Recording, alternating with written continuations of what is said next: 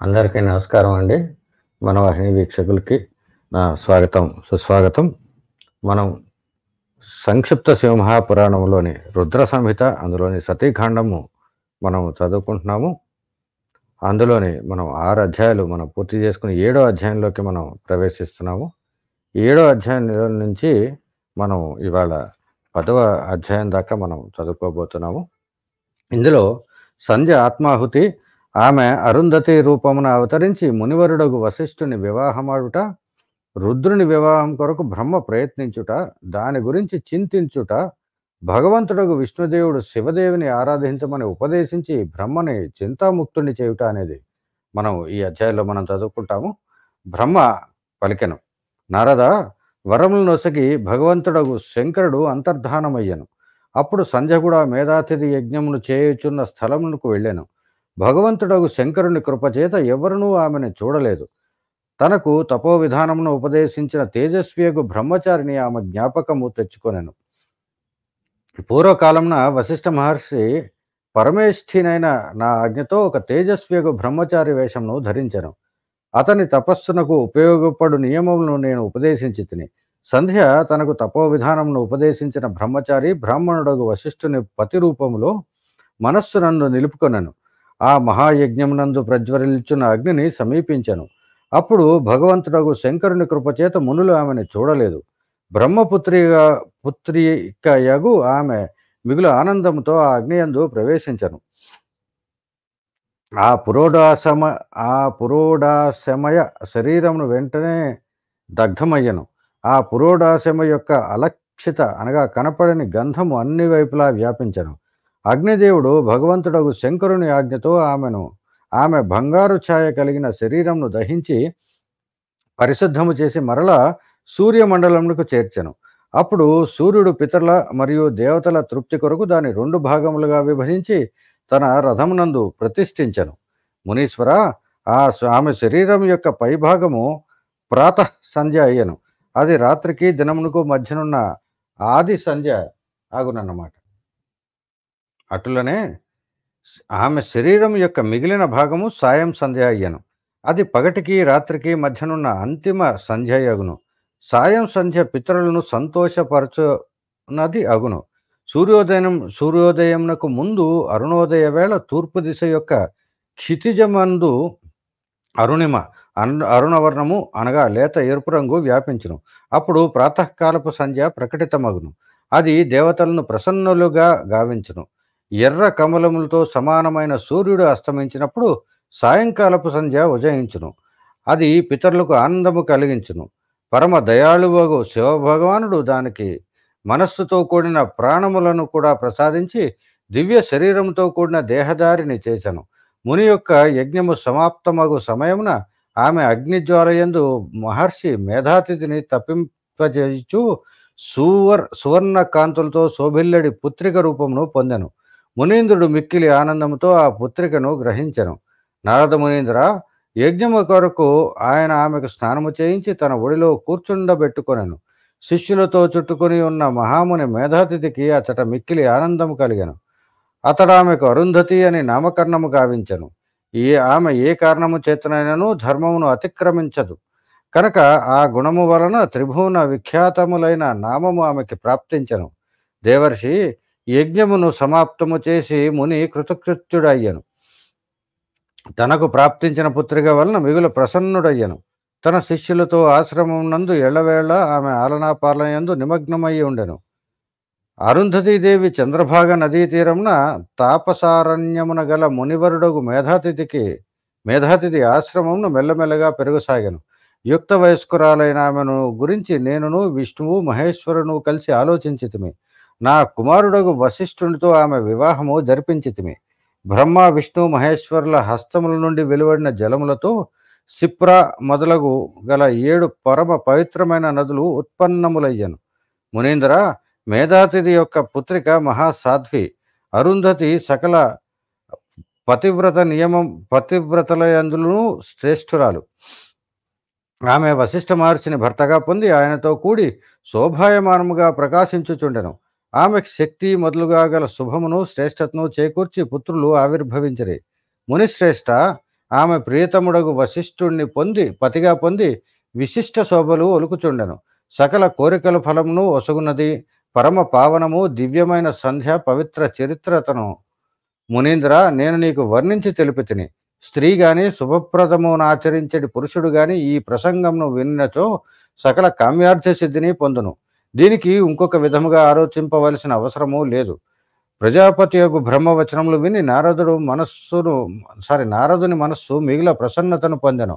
ఆయన ఇట్లు పలికెను: బ్రహ్మదేవ, శివభక్తిని వృద్ధి పొందించు అరుంధతి యొక్క మరియు పూర్వజన్మము నందు సంధ్యగా నిలిచిన ఆమె యొక్క మిగిల ఉత్తమమైన దివ్యగాథను వినిపించితిరి. ధర్మము నెరిగినవాడా, ఇతరుల పాపమును నశింపజేయునది అత్యుత్తమము మంగళప్రదమైన భగవంతుడైన శివుని యొక్క పరమ పవిత్రమైన చరిత్రను వర్ణింపుడు. కామదేవుడు రతిని వివాహమాడి హర్షాతిరేకమున తన భవనమునకు వెళ్ళిపోయాను. దక్షుడు మొదలగు ఇతర మునీంద్రులు కూడా తమ తమ స్థానములకు మరలిరి. సంధ్య తపమునరించుటకు వెళ్ళిపోయాను. దాని తర్వాత అతట ఏమి జరిగినదో తెలుపుడు అన్నాడు. అప్పుడు బ్రాహ్మణోత్తమ నారద, నీవు ధన్యుడవు, శివ భగవానుని సేవకుడువు కనుక శివుని లీలలతో కూడిన ఆ స్వామి శుభచరిత్రను భక్తితో వినుము. నాయనా, పూర్వము ఒకసారి నేను మోహావేశపరుడినైతిని. భగవంతుడగు శంకరుడు అప్పుడు నన్ను అపహసించెను. దానివల్ల నాకు మిగుల కోపము కలిగెను. వాస్తవమునకు శివమాయయే నన్ను మోహింపజేశను. నేను శివుని ఎడల ఈర్ష్య కలిగి ఉంటిని. అది ఎట్లు జరిగినదో నీకు తెలిపెదను, వినుము. దక్ష మహాముని ఉన్న చోటికి నేను వెళ్ళి తిని అతటనే రతీదేవిని కూడి కామదేవుడు కూడా ఉండెను. అప్పుడు నేను మిగుల సంతుష్టుడినై దక్షుడు మరియు ఇతర కుమారులను సంబోధించి సంభాషణలు ప్రారంభించి తిని ఆ వార్తాలాప సమయమున నేను శివమాయతే సంపూర్ణంగా మోహితుడై ఉంటిని. కనుక నేను ఇట్లు పలికి తిని: కుమారులారా, మహాదేవుడు కమనీయ కాంతి కలిగిన స్త్రీని పాణిగ్రహణము చేయనట్లు మీరు ప్రయత్నించుడు. తదుపరి నేను భగవంతుడగు శివుని మోహితుడిని కామించడి భారమును రతీదేవితో కూడిన కామదేవునికి సమర్పించి తిని నా ఆజ్ఞను శిరసావహించి కామదేవుడు పలికెను: ప్రభు, సౌందర్యవతి యగు స్త్రీయే నా అస్త్రము కనుక శివుని మోహింపచేయుటకు ఒక స్త్రీని సృష్టింపుడు. అది విని నేను ఆలోచనామగ్నుడనైతిని. అప్పుడు నా నిశ్వాసము నుండి అనేక పుష్పరాశులతో విభూషితుడైన వసంతుడు ప్రాదుర్భవించెను. వసంతుడు మలయానిలుడు వీరిరువురు మదనునకు సహాయకులైరి. వీరు వెళ్ళి కామరూపుడు వామదేవుని మోహింపచేయుటకు పదే పదే ప్రయత్నించెను. కానీ వారికి సఫలత చేకూరలేదు. వారు నిరాశతో వెనుదిరిగి రాగా ఆ విషయమును విని నాకు మిగుల దుఃఖమును కలిగెను. అప్పుడు నా ముఖము నుండి నిశ్వాస వాయువు వీచెను. దాని నుండి మరగణములు అనగా మన్మథగణములు ఉత్పన్నమయ్యను. వారిని మదనునికి సహాయము చేయమని ఆదేశించి మరల వారందరినీ శివుని చెంతకు పంపితిని. ఎంత ప్రయత్నం చేసినను వారు శివ భగవానుని మోహపరవశుణ్ణి చేయలేకపోయారు. కాముడు సపరివారముగా తిరిగి వచ్చి నాకు ప్రణమిలి తన స్థానమునకు వెళ్ళిపోయాను. అతడు వెళ్ళిపోయిన తర్వాత నేను ఇట్లు మనస్సులో తలించితిని: నిర్వికారుడు, మనస్సుని వశమునందు ఉంచుకున్నవాడు, యోగపరాయణుడు భగవంతుడగు శంకరుడు ఒక స్త్రీని తనకు సహధర్మచారినిగా చేసుకున్నట్టుకు ఎట్లు అంగీకరించును? సాక్షాత్తు శివరూపుడు నా శరీరముకు జన్మ వసిగిన శ్రీహరిని అప్పుడు నేను స్మరించితిని. దీనవచనములతో కూడిన శుభ స్తోత్రముల ద్వారా ఆయన స్తుతించితిని. ఆ స్తుతిని విని భగవంతుడు వెంటనే నా ఎదుట ప్రత్యక్షమయ్యను. ఆ స్వామి 4 భుజములతో శోభలొలుకుచుండెను. అలాగే ఆ స్వామి అందరికును శరణదాత. అట్టి శ్రీహరిని ఆ రూపమును చూచి నా నేత్రం నుండి ప్రేమాశ్రుధారలు ప్రవహింపసాగాను. నేను గద్గద కంఠముతో పదే పదే వారిని స్తుతించసాగిని. అలాగే శరణొచ్చిన బ్రహ్మనగు నాతో ఆయన ఇట్లు పలికెను: మహాప్రాజ్ఞ విధాత, లోకమును సృజించు బ్రహ్మదేవ, నీవు ధన్యుడవు. నన్నెందుకు స్మరించితివి? దేని కొరకు ఈ స్థుతుల్ని చేయుచున్నావు తెలుపుము. అంత గొప్ప దుఃఖము నీకేమి కలిగినది? దానిని నీవు నాకు తెలుపుము. ఆ దుఃఖమునంతయు నేను తొలగించెదను. ఇందులో ఏ సందేహము లేదు. వేరుగా ఆలోచించవలసిన అవసరమూ లేదు అని చెప్పానగా అప్పుడు బ్రహ్మ ప్రసంగమునంతయు వినిపించి ఇట్లు పలికెను: కేశవ, భగవంతుడగు శివుడు ఏదో ఒక విధముగా పత్నిని స్వీకరించినచో నాకు సౌఖ్యము కలుగును. నా అంతఃకరణమునందరి దుఃఖమంతయు తొలగిపోవును. దీని కొరకు నేను మీ శరణు జొచ్చితిని అన్నాడు. నా ఈ మాటలు విన్న భగవానుడు మధుసూదనుడు నవ్వెను. లోకస్రష్టను బ్రహ్మవైన నాకు సంతోషమును కలిగించు ఆ స్వామి నాతో ఇట్లు పలికెను. విధాత, నీవు నా వచనములను వినుము. ఇవి నీ భ్రమను తొలగించును. నా వచనమే వేదశాస్త్రాదుల వాస్తవిక సిద్ధాంతము. శివుడే సమస్తమునకు కర్త, భర్త అనగా పాలకుడు, హర్త అనగా సంహారకుడు. ఆ స్వామియే పరాత్పరుడు, పరబ్రహ్మ, పరేశుడు, నిర్గుణుడు, నిత్యుడు, అనిర్దేశ్యుడు, నిర్వికారుడు, అద్వితీయుడు, అచ్యుతుడు, అనంతుడు, సమస్తమును అంతమొందించువాడు. స్వామియు సర్వవ్యాపియు పరమాత్ముడును పరమేశ్వరుడును, సృష్టి పాలన సంహారమునకు కర్త, త్రిగుణములకు ఆశ్రయమొసగువాడు, వ్యాపకుడు, బ్రహ్మ విష్ణు మహేశ్వరుని అను నామములతో ప్రసిద్ధుడు, రజోగుణ సత్వగుణ తమోగుణములకు అతీతుడు, మాయతో వేరువేరుగా తలపించువాడు, ఇహ లేనివాడు అనగా కోరిక లేనివాడు, మాయారహితుడు, మాయకు అధిపతి, ప్రేరకుడు, చతురుడు, సగుణుడు, స్వతంత్రుడు, ఆత్మానంద స్వరూపుడు, నిర్వికల్పుడు, ఆత్మారాముడు, నిర్ద్వందుడు, భక్తి పరవేశుడు, సుందర విఘ్నంతో సుశోభితమైన యోగి, నిత్య యోగ పరాయణుడు, యోగ మార్గదర్శకుడు, గర్వమును హరించువాడు, లోకేశ్వరుడు, సదా దీనవత్సరుడు. నీవు ఆ ప్రభువుని శరణుగోరము. ఆత్మ సమర్పణ భావంతో శంభుని భజింపుము. దీనితో సంతుష్టుడై ఆ స్వామి నీకు మేలును చేకూర్చును.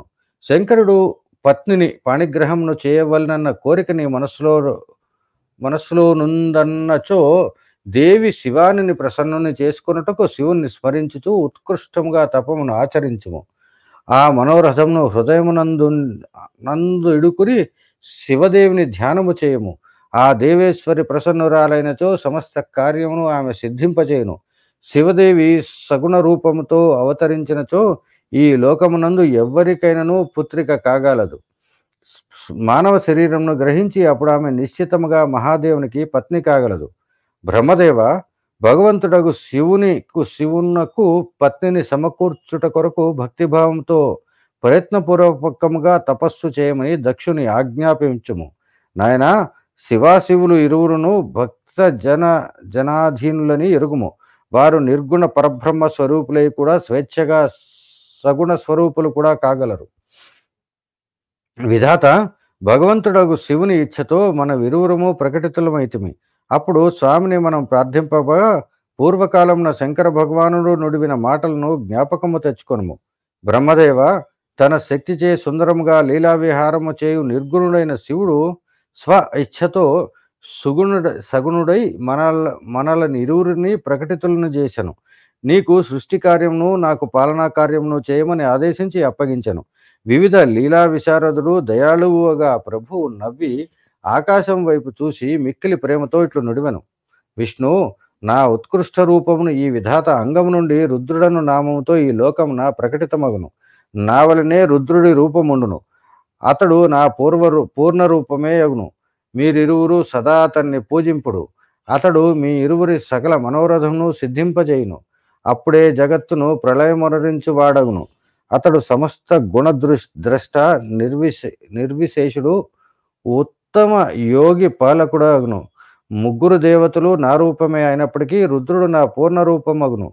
పుత్రులారా, దేవి ఉమ కూడా 3 రూపంలో నుండును. ఒక రూపము లక్ష్మి అని పేరుతోనూ విలసిల్లును. ఆమె శ్రీహరికి పత్ని కాగలదు. 2వ రూపము బ్రహ్మపత్ని సరస్వతి. 3వ రూపము సతీ అని పేరుతో ప్రసిద్ధమగును. సతీ ఉమ యొక్క పూర్ణ రూపమగును. ఆమెయే భవిష్యత్తున రుద్రుని పత్ని కాగలదు. ఇటలు పలికి భగవానుడు శివుడు మన మీద దయచూపి అంతర్ధానము చెందెను. మనం ఇరువురము ఆనందంతో మన కార్యములందు నిరతులమైతిమి. సమయానుగణముగా మన విరువురము సపత్నీకులమైతిమి. సాక్షాత్తు భగవంతుడు శంకరుడు రుద్రనామమున అవతీర్ణురయ్యను. ఆ సమయమున ఆ స్వామి కైలాస పర్వతంన నివసించుచుండెను. ప్రజేశ్వర, బ్రహ్మదేవ, ఇప్పుడు శివదేవిని కూడా సతీనామములతో అవతరీర్ణురాలు కాగలదు. కనుక నీవు ఆమె ప్రాదుర్భావమునకై యత్నించవలెను. ఇట్లు పలికి నా మీద మిగుల కృపను చూపి విష్ణు భగవానుడు అంతర్ధానమయ్యను. ఆయన వచనలు విని నాకు మిక్కిలి ఆనందము కలిగను. ఇంతటితోటి మనకి 7 నుంచి 10 అధ్యాయాలు మనకి ఇందులో సమాప్తయ్యాయండి. తర్వాత అధ్యాయాలు తర్వాత ఎపిసోడ్లో చదువుకుందాం. అంతవరకు స్వస్తి.